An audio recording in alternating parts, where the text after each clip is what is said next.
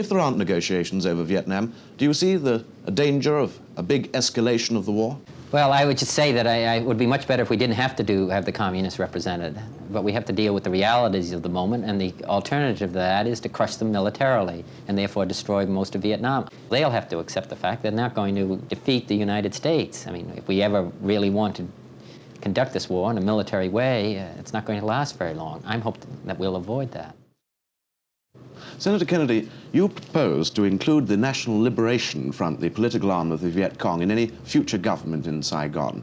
Now, do you see this as being built in automatically in any peace negotiations, or would this have to come about after free election? Well, I think first it would come about after free elections. If it, in fact, they represented a sizable portion of the population, then I think they have to be included in any government that's established.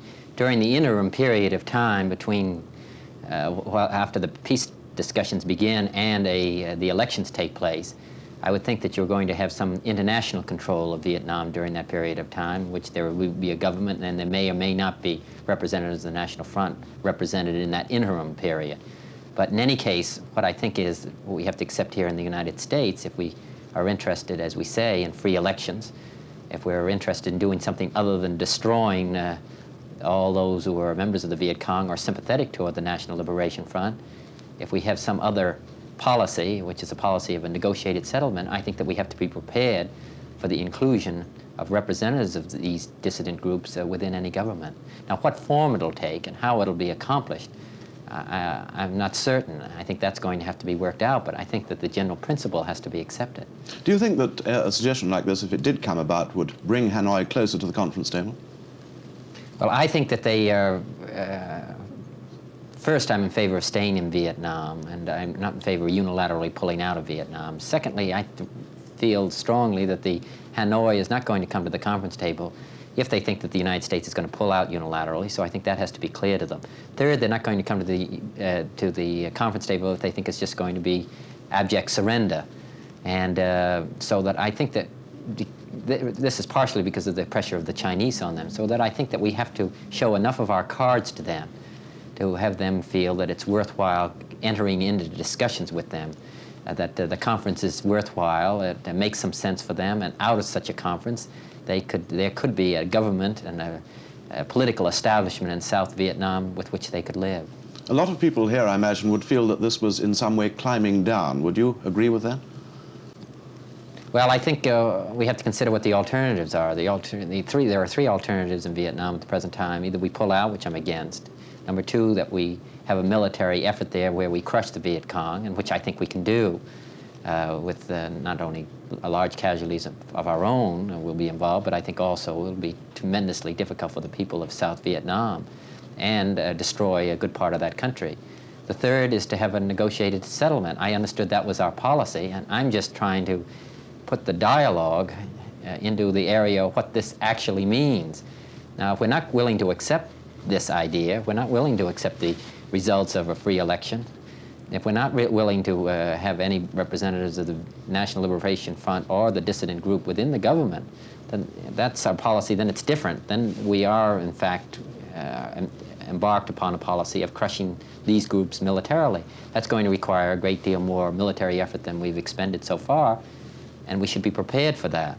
My feeling is not only we shouldn't do it, but I had understood that wasn't our policy, so that therefore I think that it's well to discuss exactly what our policy is. Well, you have in fact said that you feel that the administration thinking is somewhat confused over the... Well, I gathered that a little bit because three government spokesmen 24 hours ago said that, came out violently opposed to my position. And General Taylor came out the next day and said that he had found nothing in it that he could disagree with.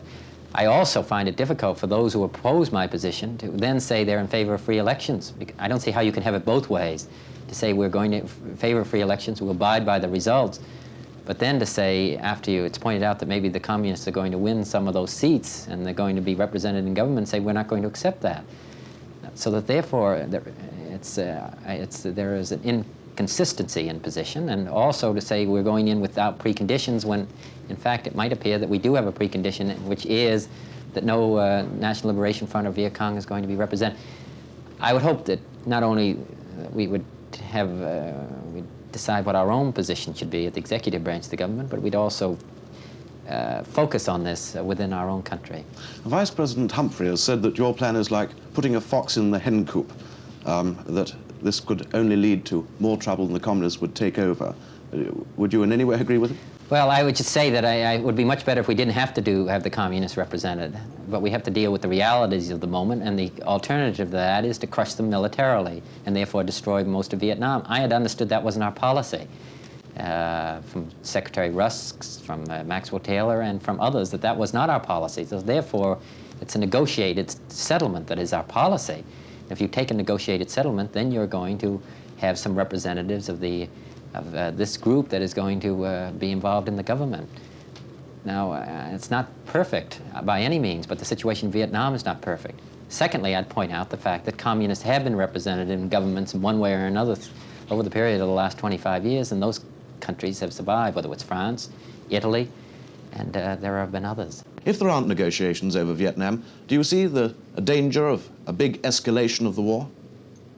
Well, I think that if we're not willing to have a negotiated settlement, and then the Viet Cong also are not interested in that, then we're going to have an escalation on both sides, and I would think that we're going to get closer to an involvement with communist China. I would point out, of course, this is a two-way street. This is not just us. They have made it quite clear, the Viet Cong so far, that they wish to have our abject surrender. Their terms amount to that, and that's unacceptable to us and will never be accepted by us. And as I pointed out in my statement, it was what Mr. Khrushchev and the communists, or the Soviet Union, tried to accomplish in October of 1962, by and large, at the time they put the missiles in Cuba, and it wasn't accepted by us from the Soviet Union, so it's certainly not going to be accepted by us from a country such as North Vietnam. So they'll have to accept the fact they're not going to defeat the United States. I mean, if we ever really want to conduct this war in a military way, it's not going to last very long. I'm hoping that we'll avoid that. Prime Minister Key of South Vietnam has said that not only will he certainly will never negotiate even with the Viet Cong, never mind have them in his government or in a government there. How is the United States going to persuade him to come round to your way of thinking? Well, of course, I think it's going to be difficult. I can understand his position. His viewpoint and objectives are not necessarily identical with those of the United States. We're going to have to work that out with him and with their country.